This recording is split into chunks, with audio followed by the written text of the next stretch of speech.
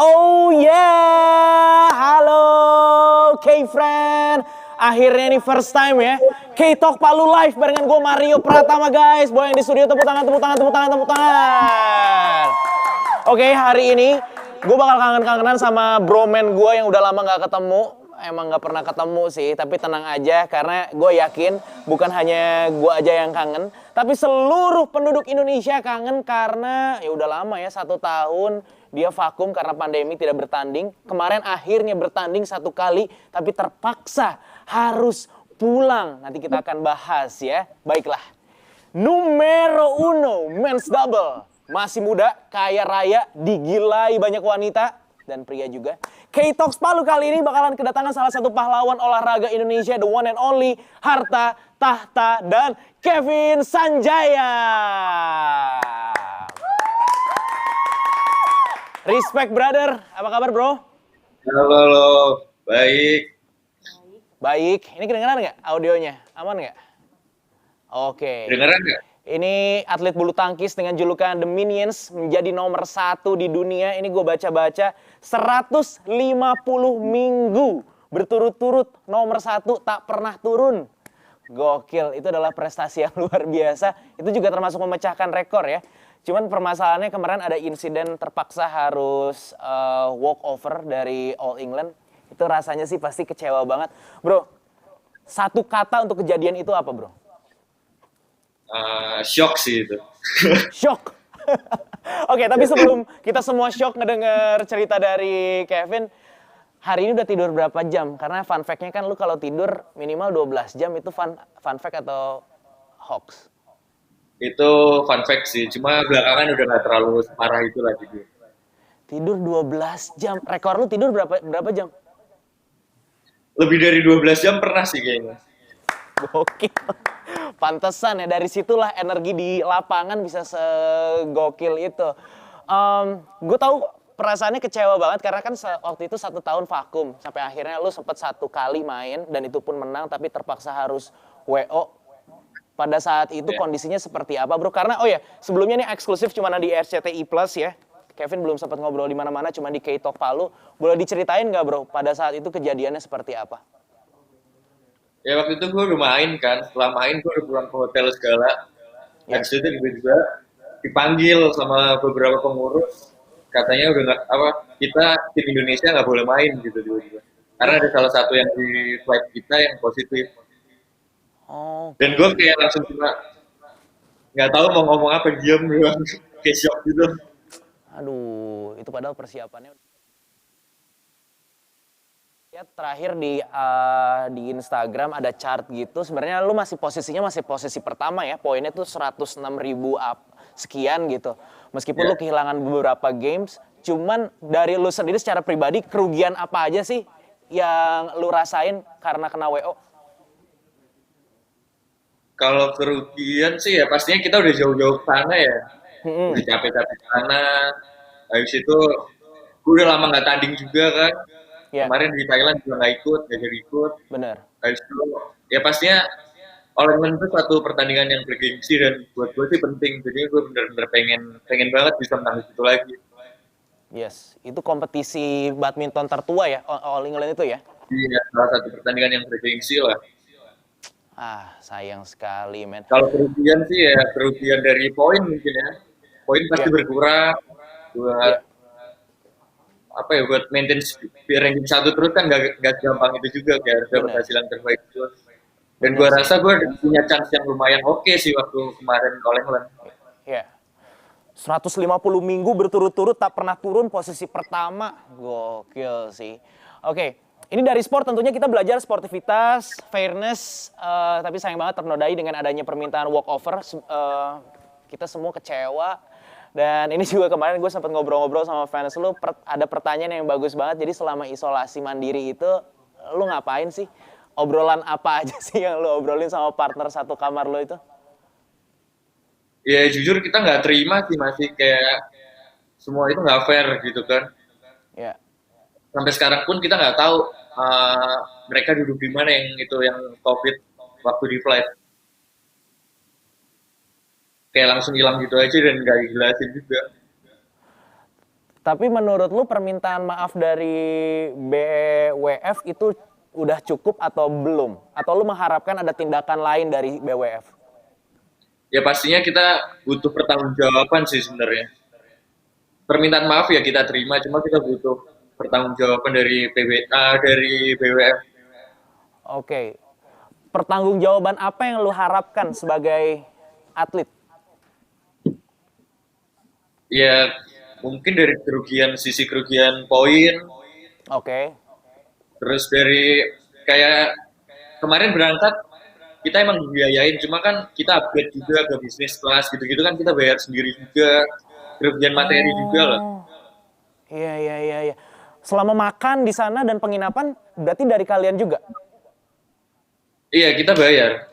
Makanya terutama PBSI sih, kerugian untuk PBSI juga, mereka kan kerugian dari materi pasti cukup besar juga ya buat berangkatin kita semua. Oke.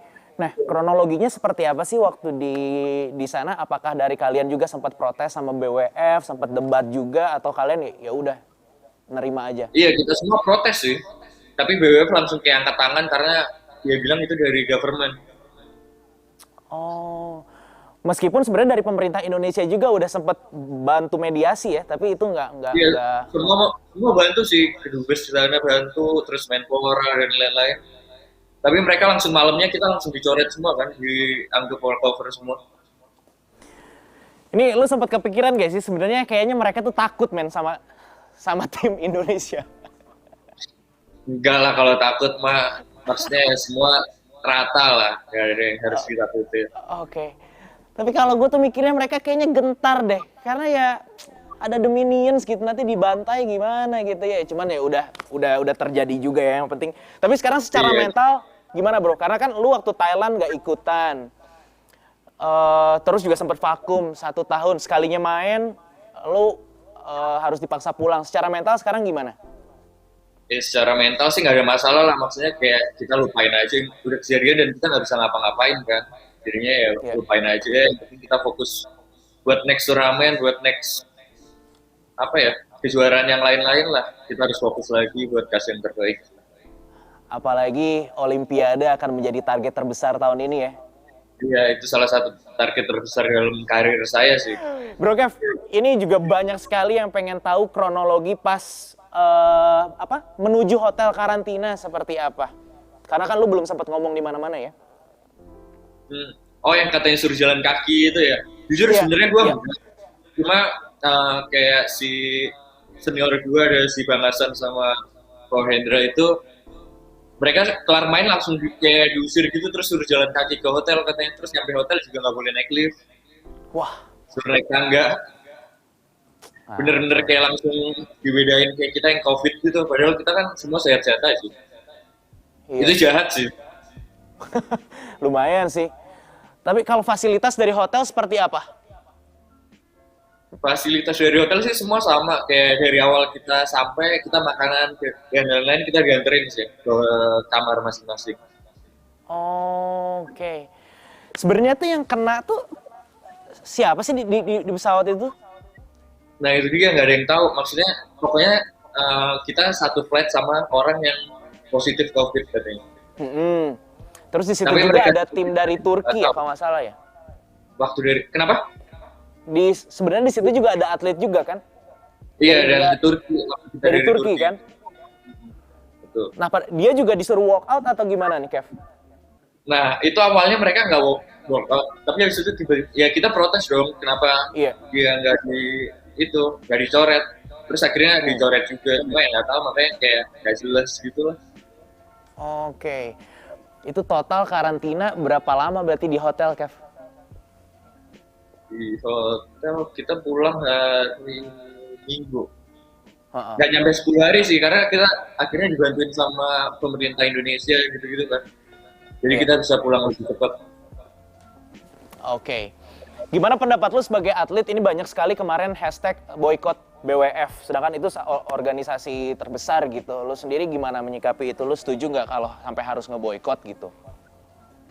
Ya, apa ya, mereka harus dikasih efek jerah juga sih sebenarnya. Karena kalau mau maju, bulu tangkis mau maju ya nggak bisa kayak gini terus. Maksudnya bulu Iya. tangkis juga kayak kita di kategori Olimpik itu masih urutan bawah banget kan sebenarnya. Iya. Makanya kalau mau naik ke atas ya sebenarnya susah sih kalau terlalu banyak masalah-masalah kayak gini mah. Lama-lama yang ada dicoret dari Olimpik. Ya. Nah, Kev, lu kan sempat main satu game di sana. Suasananya sebenarnya gimana sih? Environment-nya selama apalagi 1 tahun ini kan vakum gitu. Pada saat itu yang lu rasain seperti apa dan suasana pertandingannya seperti apa? Sebenarnya kayak bener-bener beda banget sih. Kemarin waktu pertama kali main, udah lama nggak tanding, terus kalinya tanding All England, dari situ nggak ada penonton. Iya. Bener-bener beda banget.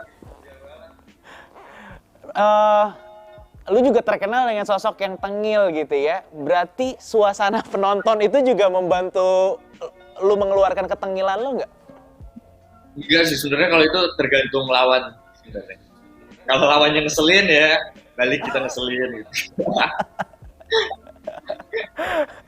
Oke, gue selalu ngeliatin pertandingan lo, gila nih anak tuh dapat mentalnya dari mana ya? Gue ngeliat pertandingan lo lawan Denmark, lo ngeginiin nih kayak, wah. Sebenarnya tuh apa sih motivasi lo kayak punya behavior kayak gitu di lapangan? Itu yang soal mata itu karena dia curang sih, sebenarnya udah touch, tapi dia nggak mau ngaku gitu. Oke. Jadi kalau udah touch terus mati kan harusnya mereka poin kita kan. Iya. Tapi mereka kayak nggak mau ngaku gitu, kayak ya nggak sportif lah. Oke. Jadi sebenarnya tengil lu itu adalah respon terhadap lawan yang tengil juga ya? Iya. Kalau lawannya kayak santai-santai aja ya sama santai-santai. Lo inget nggak siapa sih atlet yang tengil juga yang bisa bikin lo tengil juga? Dari negara mana? Banyak sih, beberapa pemain Denmark. Karena mereka ya agak selfish gitu kan soalnya. Oke.